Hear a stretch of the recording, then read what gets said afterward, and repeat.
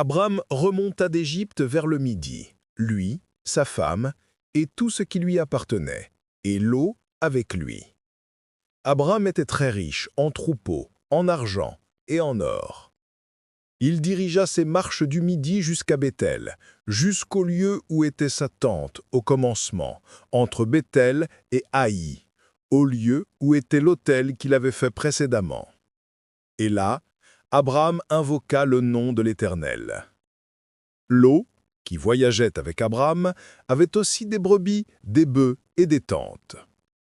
Et la contrée était insuffisante pour qu'ils demeurassent ensemble, car leurs biens étaient si considérables qu'ils ne pouvaient demeurer ensemble. Il y eut querelle entre les bergers des troupeaux d'Abram et les bergers des troupeaux de Lot. Les Cananéens et les Phéryziens habitaient alors dans le pays. Abram dit à Lot, « Qu'il n'y ait point, je te prie, de dispute entre moi et toi, ni entre mes bergers et tes bergers, car nous sommes frères. Tout le pays n'est-il pas devant toi?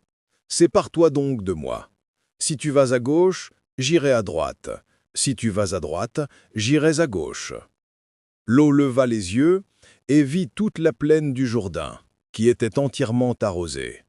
Avant que l'Éternel eût détruit Sodome et Gomorrhe, c'était jusqu'à Tsoar, comme un jardin de l'Éternel, comme le pays d'Égypte. Lot choisit pour lui toute la plaine du Jourdain, et il s'avança vers l'Orient. C'est ainsi qu'ils se séparèrent l'un de l'autre.